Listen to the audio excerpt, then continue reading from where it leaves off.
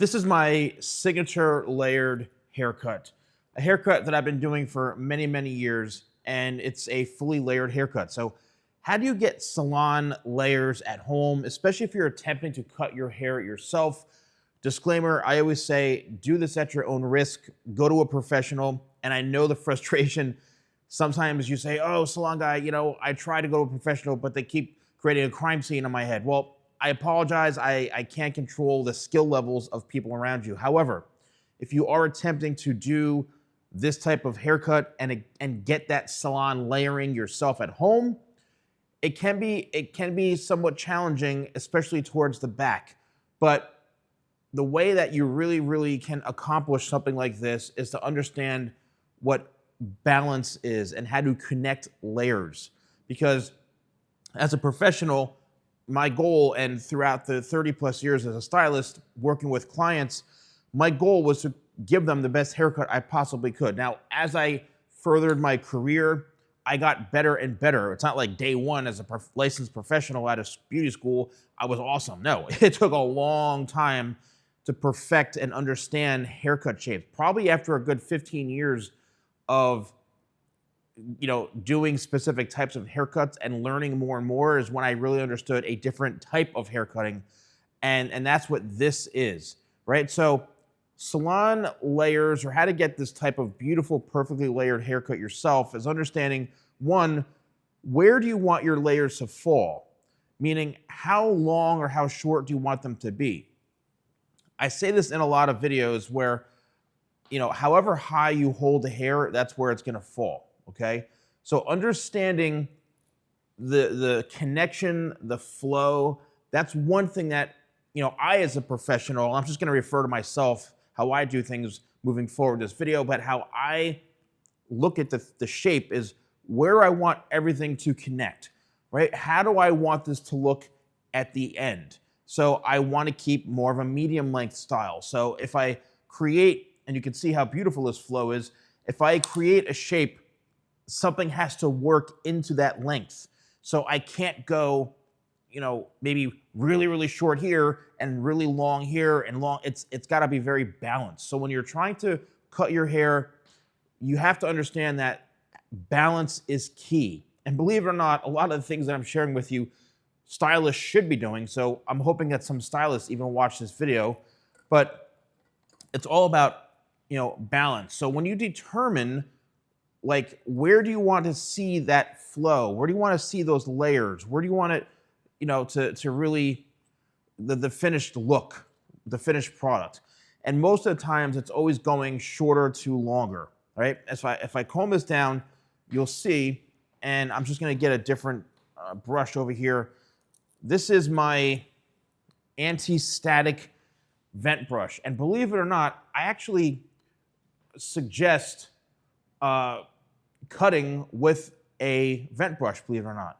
When it comes to using a vent brush, this is an anti-static vent brush. It's probably my favorite hairbrush of all time. I wish I had this years and years ago because, one, look, I go like this and there's no hair flying over the place. So it's really important when you're using a brush that the hair's not, if I took a comb like this and just started combing this and cutting, it's gonna start to have static, and it's very common. I actually suggest using a brush like this when you're combing your hair and cutting your hair. So the first thing is understanding, where do you want this face frame to start?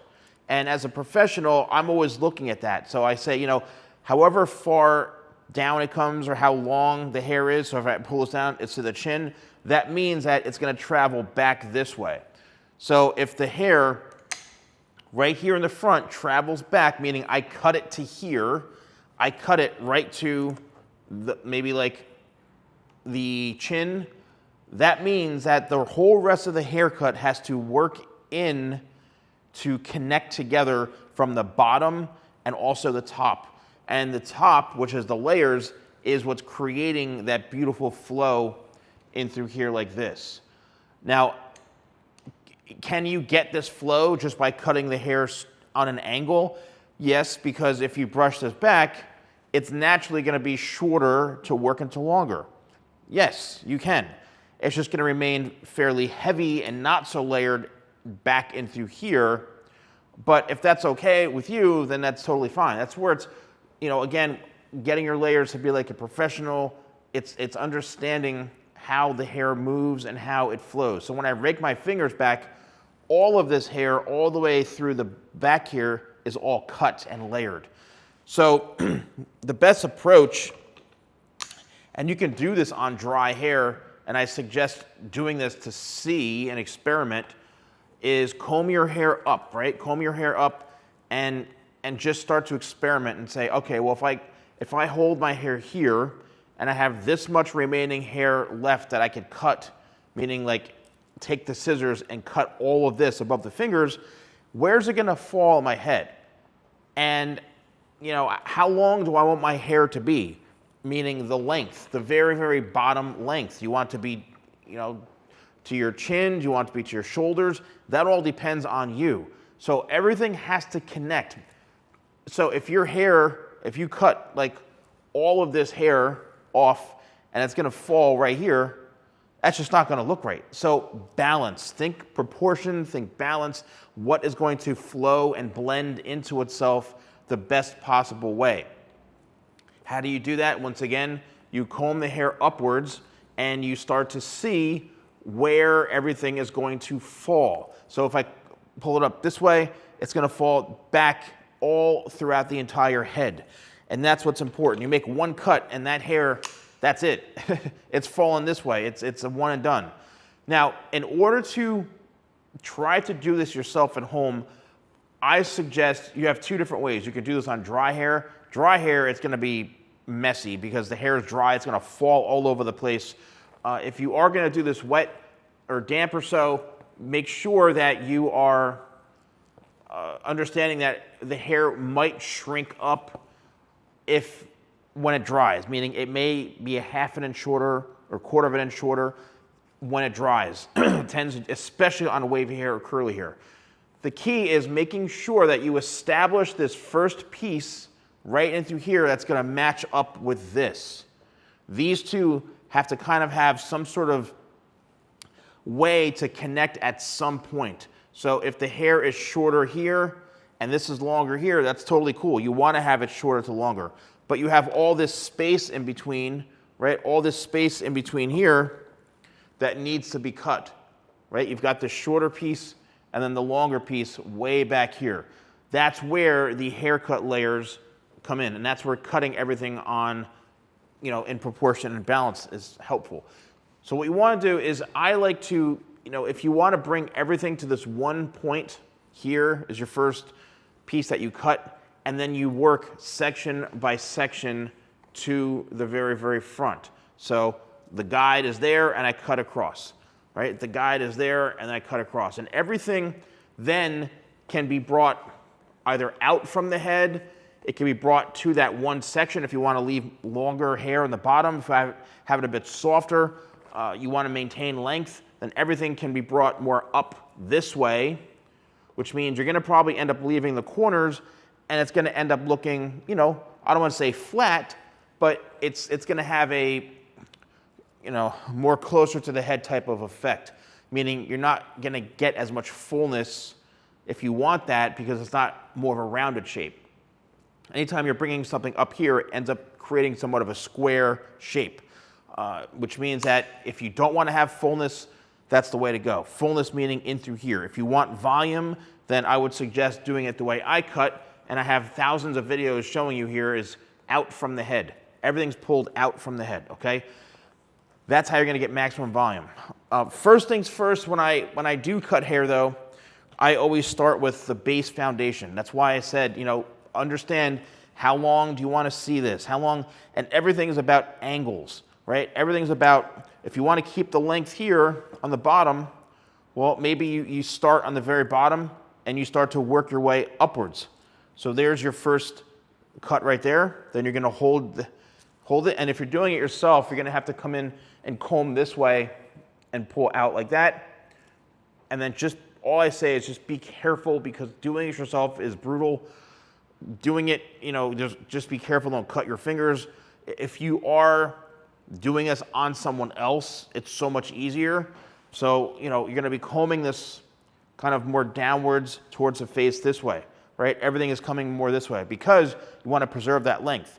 If I held everything straight down and tried to cut this way, I'd create a huge hole right here and a big chomp. So the fingers will determine and help you. So the more you point your fingers on this side of the head, the right side of the head, up towards the sky, the shorter it's gonna be here and the longer it's gonna be down here, right? So watch this. When I go like this, you see what happens. It's gonna be all cut off. When I go like this, how I properly cut it on this head, when I work my way up like that, you can see that it's going shorter to longer. So instead of like this, you just point your fingers to the sky, and then that's gonna help you, right? So the finger positioning, and you're gonna be cutting downwards like this, downwards, downwards, downwards. And then what happens is, once you establish the entire base perimeter, the whole length on the bottom, you may have to bring this more this way to cut the back. That's where it gets hard in the back, the length, because you can't just go all, it's impossible physically. If you are doing this on someone else, it's obviously a lot easier. But once you establish that bottom length, then you go in and then create that, that layered shape that I just was talking about. And then what I would do is bring everything, once again, to this one point on top here. It's gonna have more of a square type of shape. You're gonna see the layers, but again, there's a big difference between going out from the head and then everything up to this area. In the back, you don't really have a lot of choices because it's hard to kind of put your arms at a certain position. So bringing everything up, that's why actually using this to maybe comb or brush everything to one area, then maybe take the hair cutting comb to lock it in. The hair might just fall out, like all that hair you had up might just fall because it's so heavy. So the best thing to do is just kind of use this and bring everything up, hold on to that hair right here so you have a good tight grip on it so it doesn't all just fall out from your hand. And then, try to bring everything to this one section. What that's gonna do, like what a professional would do, or like what I would do, is, it's gonna keep everything fairly even, Steven, and as balanced as you possibly can if you're trying to do this yourself. And then hopefully, you should end up having nice, soft layers. Is it gonna look exactly like this? I mean, if it is, great, good for you, because you have a haircut that's worth hundreds of dollars on your head right now. So that's it. If you are interested in any of the products that I use, like the vent brush, you can click View Products, and I invite you to explore and check out my range of products that I have, blow dryers, tools, all sorts of cool stuff. So thank you so much for watching. I'll see you soon.